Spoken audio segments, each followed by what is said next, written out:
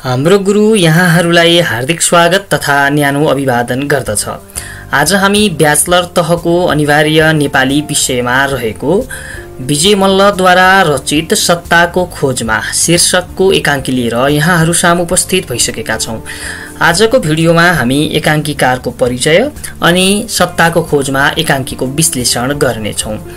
तर आजको भिडियो सुरुवात गर्नुभन्दा अघि यदि यहाँहरू पनि हामीलाई पहिलो पटक हेर्दै हुनुहुन्छ भने हाम्रो यस च्यानललाई सब्स्क्राइब तथा लाइक गर्न भने नभुल्नुहोला, जसले गर्दा हामीले बनाएका भिडियोको नोटिफिकेसन सहज रूपमा यहाँहरूको हातमा आइपुगोस्। यति भन्दै अब ढिला नगरिकन आजको पाठ सुरुवात गर्न चाहन्छु। आउनुहोस्। विजय मल्ल सत्ताको खोजमा के छ? सबैभन्दा पहिला एकांकीकारको परिचय हेरौं। नाम विजय मल्ल। उनको जन्म विक्रम सम्वत 1982 साल काठमाडौँमा भएको थियो। उनले औपचारिक रूपमा आईएससी सम्मको शिक्षा हासिल गरेका थिए। उनको सेवाको कुरा गर्ने हो भने नेपाल राजकीय प्रज्ञा प्रतिष्ठानको सहसदस्य भएका थिए 2026 सालमा र नेपाल राजकीय प्रज्ञा प्रतिष्ठानको उपकुलपति भएका थिए 2046 सालमा। त्यसैगरी उनको पहिलो प्रकाशित कृति भने बहुला काजीको सपना 2004 रहेको छ। त्यस्तै उनले प्राप्त गरेको सम्मान र पुरस्कारमा साझा पुरस्कार 2027, गोर्खा दक्षिण बाहु 2041, भूपालमान सिंह पुरस्कार 2053 र वेदनिधि पुरस्कार 2056 रहेका छन्। त्यस्तै उनको पूर्णाङ्की र एकांकी जुन प्रकाशित रहेको छ त्यसमध्ये कोही किन बर्बाद होस् 2015, जिउँदो लास 2017, भोलि के हुन्छ 2022, स्मृतिको पर्खालभित्र 2040, दोभान 2034, भुलै भुलको यथार्थ 2041 र सृष्टि रोकिँदैन 2048 रहेको देखिन्छ। त्यस्तै उनको मृत्यु चाहिँ विक्रम सम्वत 2056 श्रावणको 8 गते काठमाडौँमा नै भएको थियो। यो भयो एकांकीकारको सामान्य जीवनीगत परिचय। अब हामी विजय मल्लको एकांकीगत जुन साहित्यिक विशेषता छ त्यसको समीक्षा गर्नेछौं, चर्चा गर्नेछौं। विजय मल्ल मनोवैज्ञानिक एकांकीकार हुन्। पात्रको मनोविश्लेषण मल्लको एकांकी लेखनको मूल अभिष्ट हो। विशेषतः पात्रको असामान्य मनोदशाको उद्घाटनमा मल्लका एकांकीहरू केन्द्रित रहेका छन्।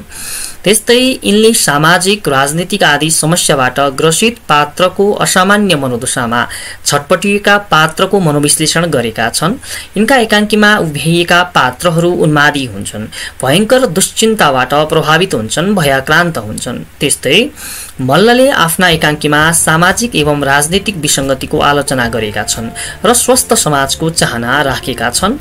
त्यस्तै प्रजातन्त्रको स्थापना पश्चात अभिजात वर्गीय संस्कार त्याग्न नसकेका उच्च वर्गको व्यक्तिको पतन र पारिवारिक विघटनलाई मल्लले आफ्ना एकांकीमा कलात्मक मूल्यका साथ प्रस्तुत गरेका छन्।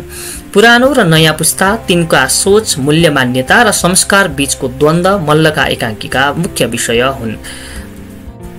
त्यसैगरी यिनका एकांकीमा नारीवादी चिन्तनको अभिव्यक्ति पनि पाइन्छ। यिनले नारी मनको विश्लेषण गर्नुका साथै नारी समानताको स्वर पनि गुन्जाएका छन्। आफ्नो अस्तित्व रक्षाका लागि अनवरत संघर्षमा होमिएका जिउँदा जाग्दा पात्र मार्फत मल्लले अन्धविश्वास, कुरीति र भेदभावको विरोध गरेका छन्। त्यसैगरी विजय मल्ल रोचक र प्रभावकारी शैलीमा एकांकी रच्ने एकांकीकार हुन्। मल्ल राष्ट्रिय र अन्तर्राष्ट्रिय परिवेश खडा गरी जीवनको जटिलता, त्रास र निराशाका अभिव्यक्तिहरू दिन्छन्। यिनी मूलतः मनोवैज्ञानिक एकांकीकार हुन्। यिनका एकांकीहरूमा मानव मनको सूक्ष्म विश्लेषण पाइन्छ। समाजमा व्याप्त विविध समस्याहरूले व्यक्ति मनमा पार्ने प्रभाव र ल्याउने उतार चढावको प्रस्तुति यिनका एकांकीहरूमा पाइन्छ। त्यसैगरी यिनका एकांकीहरू बौद्धिक प्रकृतिका देखिन्छन्। मानव जीवनको निस्सारता एवं निरीहताको प्रस्तुतिमा यिनका एकांकीहरू उल्लेख्य रहेका छन्। सामाजिक यथार्थलाई प्रस्तुत गर्ने क्रममा यिनले मानिसको अचेतन मन सम्बद्ध स्वप्न दृश्य, तन्द्रा दृश्य आदिको प्रयोगमा रुचि देखाएको पाइन्छ। त्यसैगरी सूक्ष्म कथावस्तुको प्रयोग गर्ने यिनका एकांकीहरूमा चरित्रको विशेष भूमिका रहेको हुन्छ। पुस्तागत अन्तर्द्वन्द्व एवं लैंगिक विषमताले उत्पन्न गराउने अन्तर्द्वन्द्व, वैज्ञानिक उन्नति र प्रगतिका नाममा विश्वमा बढ्दै गएको शस्त्रास्त्रको होडबाजी, शक्ति सम्पन्न राष्ट्रहरूको बीचको खिचातानी र त्यही खिचातानीको मारमा परेका कमजोर राष्ट्रको दयनीय अवस्था, जनमानसमा बढ्दै गएको सन्तास, स्वार्थी र उपभोगवादी बन्दै गएको आजको मान्छेको अवस्था आदिको प्रस्तुति यिनका एकाङ्कीहरूमा प्रस्तुत गरिएको पाइन्छ। त्यसैगरी मल्ल प्रतीक, मनोबिम्ब, मिथक र दन्त्य कथाको उपयोग गरी नाटकीय प्रभाव दिन सफल छन्। यिनी सामान्य घटनालाई पनि द्वन्द्वको परिस्थिति खडा गरी नाटकीयता प्रदान गर्छन् र दर्शकलाई संवेदनशील क्षणमा उभ्याई एकाङ्कीलाई उत्कर्षमा पुर्याउँछन्। विचारको तीक्ष्णता, उद्देश्योन्मुखता, विषयको वैकुन्मुखता, उचित परिवेश, न्यून पात्र, आवश्यक द्वन्द्व र मिथक, स्वैरकल्पना, प्रतीक र बिम्बको यथोचित प्रयोग गर्ने मल्लको एकाङ्की रचना शैली अत्यन्त प्रभावकारी मानिएको छ। यसरी हामीले एकाङ्कीकार विजय मल्लको एकाङ्कीगत विशेषता या भनौँ साहित्यिक विशेषताको चर्चा गऱ्यौँ। यहाँहरूले हेर्न सक्नुहुनेछ। आउनुहोस् अब हामी अगाडि बढौँ। अब हामी यस सत्ताको खोजमा एकाङ्कीको कथावस्तुको समीक्षा गरौँ। के छ कथावस्तु, सरसर्ती अध्ययन गरौँ। पढ्नका लागि पहाडदेखि मीना र शिला काठमाडौँ आएका हुन्छन्। उनी जाँचको समय नजिकै आएकाले शहरको कोलाहलबाट अति टाढा पर्ने शान्त ठाउँमा कोठा लिएर डेरा सर्छन्। नयाँ डेराको कोठाबाट स्वयम्भू र नागार्जुनको डाँडो समेत देखिने हुँदा उनी त्यस ठाउँलाई औधी मन पराउँछिन्। यत्तिकैमा उनीहरूको माल सामान सारा नै भरियाले सबै सामान आइसकेको कुरा बताउँछ र आफूले काम अनुसार केही बढ्ता ज्याला पाउनु पर्ने दाबी गर्छ। काठमाडौँमा काम गर्ने भरियाहरूको रुखो व्यवहार अनुभव गरेका उनीहरूले भरियालाई उसले भने जति ज्याला दिन्छन् र भरिया पनि बाहिर निस्कन्छ। कोठामा सामान मिलाउने सिलसिलामा मीना र शिलाले काठमाडौँका भरियाको व्यवहार र प्रोफेसर कृष्णप्रसादको प्रेम सम्बन्धी प्रसङ्गलाई उठाउँदै वार्तालाप गर्छन्। यसै बेला मीना र शिलाको कामधन्दा सघाउने भाउजू कोठाभित्र प्रवेश गरेर उनीहरूलाई त्यस कोठामा नबस्न अनुरोध गर्छिन्। भाउजूका कुराले उनीहरूलाई आश्चर्यचकित पार्छ। यसै प्रसङ्गमा भाउजूले त्यस कोठामा पहिले बस्ने तिलकमानकी दुलहीले झुन्डिएर आत्महत्या गरेको घटना सुनाउँदै त्यहाँ स्याहार स्याहार, ढ्वाक ढ्वाक र ट्याक ट्याक जस्ता आवाज निकाल्ने, भूत आउने र डर देखाउने कुरा पनि व्यक्त गर्छिन्। भाउजूका यस्ता कुरा सुनेर शिला डरले थर्कमान बन्छिन् भने मीना दुलहीले आत्महत्या गर्नुको कारण जान्न इच्छुक हुन्छन्। यस क्रममा भाउजूले तिलकमान र उसकी दुलही प्रमिलाको बीचमा कहिल्यै झगडा नभएको, तिलकमानले दुलहीलाई गहना, लुगाफाटा, नोकर चाकर सबै पुर्याइदिएको तर पनि दुलहीले आत्महत्या गरेको अनि त्यसैको परिणाम स्वरूप तिलकमान बारम्बार यस कोठामा आएर आत्मलाभ गर्ने गरेको वृत्तान्त पनि सुनाउँछिन्। यस्तैमा मृत दुलही प्रमिलाको लोग्ने तिलकमान अचानक त्यस कोठामा प्रवेश गर्छन् र मीनालाई उसकी मृत पत्नी प्रमिलाको छाया ठानी उनको आत्महत्याको रहस्य बताउन आग्रह गर्दै विक्षिप्त किसिमले बरबराउन थाल्छन्। तिलकमानको यस किसिमको एकालापमा उनले पुर्खाहरूले झैँ प्रमिलालाई अकुत धन सम्पत्तिले पूर्ण पारेको तर पुर्खाहरूको विपरीत गई दुलहीलाई स्वतन्त्रता नदिएको अनि दुलहीको अस्मिता र अस्तित्वको पनि यथोचित कदर गर्न नसकेको रहस्य खोल्दै पश्चाताप प्रकट गर्छन् र आजीवन यसै पश्चातापको ज्वालामा जल्दै रहेर सजाय भोग्ने विचार अभिव्यक्त गर्छन्। त्यसै बखत अत्यन्तै व्यग्रताका साथ भित्ताको एक छेउमा उभिएर उक्त एकालाप सुनिरहेकी मीना चाहिँ आफू प्रमिलाको स्थानमा भएको भए नारीहरू कसरी स्वतन्त्रतापूर्वक बाँच्न चाहन्छन् भन्ने विषय बताइदिने थिए भनी विचार व्यक्त गर्छिन्। यत्तिकैमा तिलकमान कोठाबाट बाहिरिन्छन् र यस एकाङ्कीको पनि अन्त्य हुन्छ। यसरी हामीले यस एकाङ्कीको कथावस्तुको समीक्षा गऱ्यौँ। अब हामी यसको मूल भावको समीक्षा गरौँ। सत्ताको खोजमा एकाङ्की लैङ्गिक विभेदले ग्रस्त नेपाली समाजको चित्रण गरिएको सशक्त एकाङ्की हो। नारीको अस्मिता र अस्तित्वको सम्बन्धमा सशक्त आवाज उठाइएको यस एकाङ्कीमा अस्तित्वविहीन भएर निरीह जीवन जिउनुभन्दा स्वतन्त्रता, समानता एवं हक र अधिकारका लागि नारीहरूले विद्रोह गर्नुपर्ने अभिव्यक्ति प्रकट गरिएको छ। पितृसत्तात्मक सामाजिक संरचनाले नारीहरूलाई केवल भोग्यको रूपमा मात्र हेरेको प्रति असहमति व्यक्त गर्दै एकाङ्कीकारले नारीहरूले पनि पुरुष सरह स्वतन्त्र जीवन जिउन पाउनुपर्ने विषयलाई जोडतोडका साथ उठाएका छन्।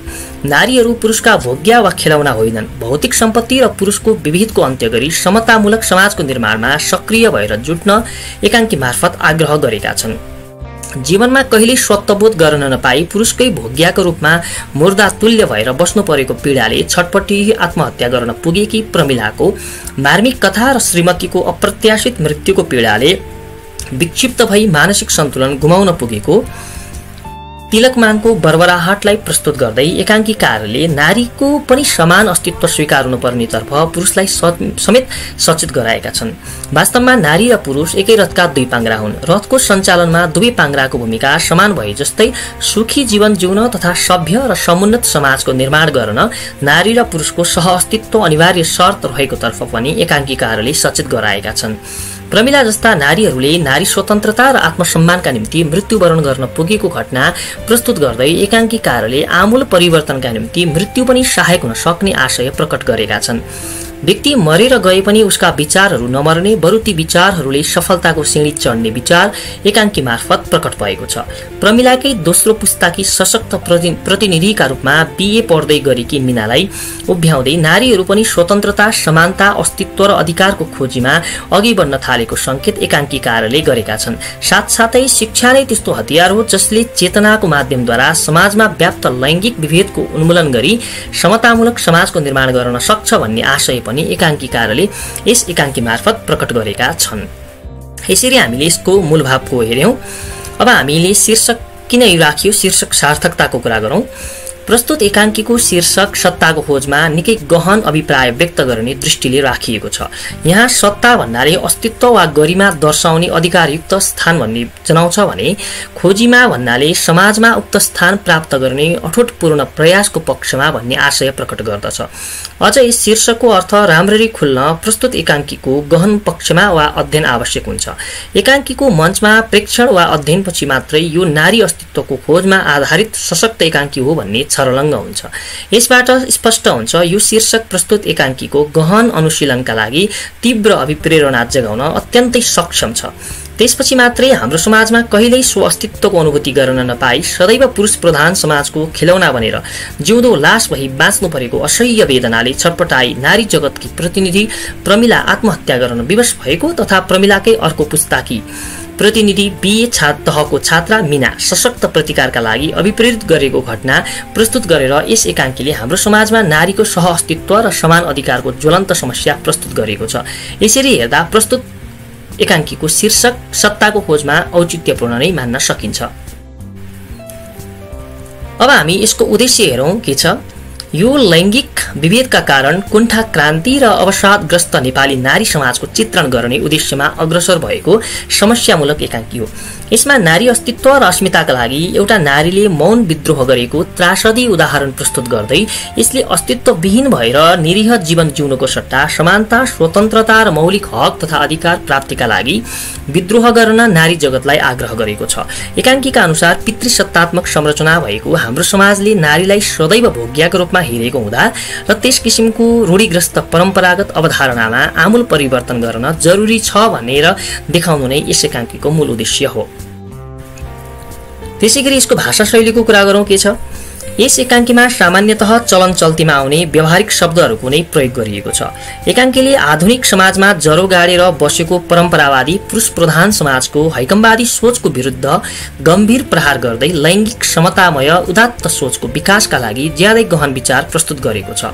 तापनि बोधगम्यता र संवादात्मक सरलता, सहजता र सम्प्रेषणीयतालाई कदापि बिर्सिएको छैन। यसैगरी यसका पात्रहरू विविध पृष्ठभूमि लिएर नाट्य मञ्चमा सहभागी भए तापनि परस्पर भाषिक सम्प्रेषणमा बाधा पार्ने किसिमको भाषाशैली प्रयोग गर्दैनन्। यस एकाङ्कीमा पात्रहरूमा भारी बोकेर आजीविका गर्ने भरियादेखि लिएर उच्च बौद्धिक क्षमता हासिल गरेका भविष्यका कर्णधार व्यक्तित्व एवं व्यापारिक उच्च घरानका प्रतिष्ठित साहु पनि छन्। परन्तु यिनीहरूमा आफ्ना विचारहरू सरल र प्राञ्जल भाषामा राख्न सक्ने सामर्थ्य अनि अति प्रशंसनीय रूपमा रहेको पाइन्छ। अतः के भन्न सकिन्छ भने यहाँ पात्रहरूको पृष्ठभूमि अनुसार तद्भव शब्द मात्र होइन, तत्सम तथा आगन्तुक अंग्रेजी शब्दहरूको पनि प्रशस्त प्रयोग पाइन्छ। तर ती अतीव प्रचलित र व्यवहारिक छन्। फलतः यस्ता शब्द प्रयोग र वाक्य बनोटबाट सर्वसाधारणको बोधगम्यतामा कुनै असर परेको पाइन्न र सम्प्रेषणीयता अवरोध सृजना गरेको पनि पाइँदैन। यस सन्दर्भमा एकाङ्कीकारको भाषा शैलीसित परिचित हुन एउटा मुख्य र अर्को पात्रबीच भएको दुई अनुच्छेद उदाहरणका रूपमा प्रस्तुत गरिएको छ। हेरौं के छ। तिमीले भनेकी थियौ, सम्झ, यदि मलाई वास्तविक स्वास्नी मानिस जस्तो बाँच्ने अधिकार दिँदैनौ भने, मलाई अपमान मात्र लिएर यो पृथ्वीमा टिक्नु छ भने, जीवनको सबभन्दा ठूलो अधिकार मृत्यु, मर्ने अधिकार जो मेरो लागि हो, जसलाई कोही खोज्न सक्दैनन्, उपयोग गरेर म मरिदिन सक्छु। म त्यसरी आफ्नो स्वतन्त्रता र हक दाबी गर्न सक्छु। हेर्नुस् नानीहरू हो, बन्दोबस्त जसले गरेको भए पनि मलाई त ट्याक्कै 2 रुपैयाँ चाहिन्छ, अरू कुरा सुरा म जान्दिन। यी माथिका अनुच्छेदबाट थाहा हुन्छ एकाङ्कीगत कथ्य वा सन्देश जति गम्भीर भए तापनि भाषा सुबोध किसिमको छ। त्यसरी यिनको भाषाशैली तद्भव प्राधान्य भए पनि तत्सम अनुकरणात्मक र निपात शब्दको प्रयोग पनि यथोपेक्षित छ। समष्टिमा के भन्न सकिन्छ भने विजय मल्ल अभिव्यक्ति स्पष्ट पार्न समर्थ छन् र भन्न खोजिएको कुरा राम्ररी व्यक्त गर्न सक्षम छन्। प्रस्तुत एकाङ्की नाट्य विधा अन्तर्गत रहेकाले यहाँका कतिपय वाक्य, पदावली र पदहरू मौखिक भाषाका निकटवर्ती रहेका छन्। यसरी हामीले भाषा शैलीको कुरा गर्यौं। अब हामी पात्रहरूको चरित्र चित्रण गरौं, जसमध्ये पहिलो भनेको मीना।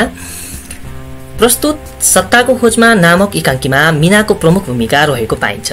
यिनी गाउँबाट बिए को जाँच दिन शिलाका साथ काठमाडौँ आएकी सचेत, शिक्षित र आधुनिक विचार राख्ने नारी हुन्।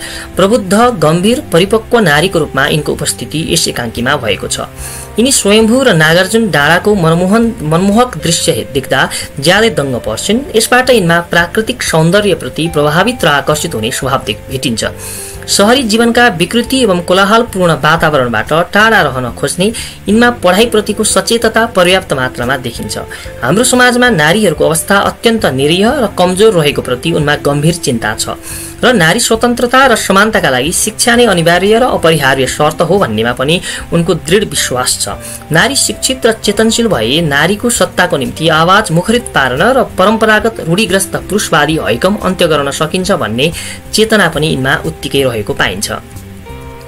भूत प्रेत र अन्धविश्वासप्रति कुनै विश्वास नराख्ने यिनी भाउजू पात्रको मुखबाट तिलकमानकी दुलहीले आत्महत्या गरेको सुनेपछि अझ चनाखो भनेर उनले त्यसो करना परनाको कारण बुझ्न चाहन्छन्।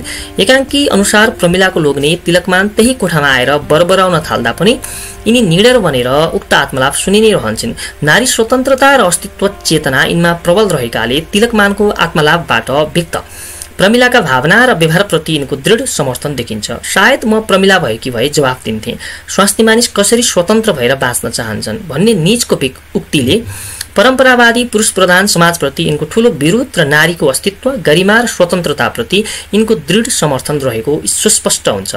समग्रमा यिनको चरित्रलाई दृष्टिगत गर्दा यिनी लिङ्गीय आधारमा नारीवादी विचार सम्वहन गर्ने शिक्षित नारी, कार्यका आधारमा प्रमुख, प्रवृत्तिका आधारमा अनुकूल, स्वभावका आधारमा गतिशील, आबद्धताका आधारमा मुक्त पात्र देखिन्छन्। अब हामी प्रमिला नाम गरेको पात्रको चरित्र चित्रण गरौं। के छ?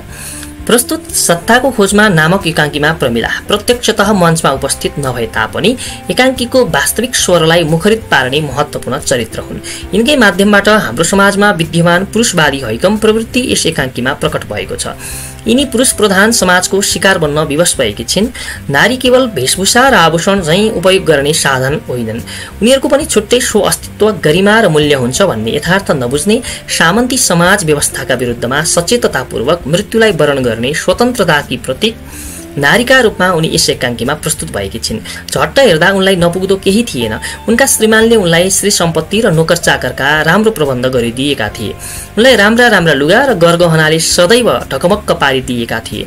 एकाङ्कीका अनुसार उनका पतिमा मदिरा सेवन गर्ने र इच्छा लागे बाहिरै बसिदिने प्रवृत्ति र स्वतन्त्रता विद्यमान थियो।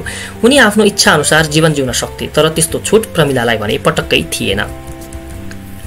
हाम्रो समाजका परम्परा अनुसार प्रमिलालाई मात्र होइन, सबै नारीलाई यस्तै अनावश्यक बन्देज र बन्धन सधैँ खेप्नु परेको थियो।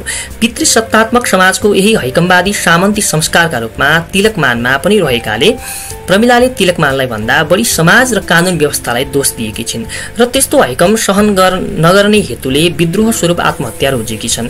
यस एकाङ्कीमा प्रमिला समाज व्यवस्थामा सुधार गराउन सङ्घर्षमा अघि बढ्न सकेको भए उनको चरित्र अझ सबल हुने थियो। तैपनि उनले दृढताका साथ मौन विद्रोह र मृत्युवरण गरी आउने पुस्तालाई सङ्घर्षको मैदान निर्देश गर्न मार्ग प्रशस्त गरिदिएकोले या एकाङ्की पलायनतिर प्रवृत्त भएको भन्न सकिन्न र अग्रगामी रहेको नै भन्नु युक्तिसङ्गत ठहरिन्छ। त्यसैले प्रमिलालाई विद्रोह, चेतना र स्वतन्त्रताकी प्रतीक नारीका रूपमा नै चित्रण गर्न सकिन्छ। उनी नारी स्वतन्त्रताका अपराजिता प्रतिमूर्ति हुन्। अतः यिनलाई लिङ्गीय आधारमा विद्रोहशील नारी, कार्यका आधारमा आफ्नो विचारमा दृढ, प्रवृत्तिका आधारमा अनुकूल, स्वभावका आधारमा गतिशील, आबद्धताका आधारमा बद्ध, आसन्नताका आधारमा नेपथ्यासीन र जीवन चेतनाका आधारमा लैङ्गिक विभेदको अन्त्य र नारी अस्तित्वको संस्थापनका लागि जागरुक महिला प्रतिनिधि चरित्र मान्न सकिन्छ। अब हामी तिलकमानको चरित्र चित्रण गरौं। यिनी प्रस्तुत सत्ताको खोजमा एकाङ्कीको प्रमुख पुरुष पात्र हुन्। यिनी यस एकाङ्कीको उत्तरार्धतिर मञ्चमा उपस्थित हुन पुगे पनि यिनैका माध्यमबाट समाजमा विद्यमान पुरुषवादी प्रभुत्वको प्रभाव यसमा अभिव्यक्त गरिएको छ। यिनै तिलकमानको आत्मलाभबाट यिनी पत्नी प्रमिलासँगको पूर्व सम्बन्ध एवं घटनाक्रमहरूको तारतम्य प्रकट हुन्छ। यिनी सम्पत्तिले परिपूर्ण घरानिया वर्गका पुरुष प्रतिनिधि हुन्। यिनले पत्नी प्रमिलाका निम्ति श्री सम्पत्ति, गरगहना र नोकरचाकर आदि कुनै कुरामा कमी आउन दिएका थिएनन्।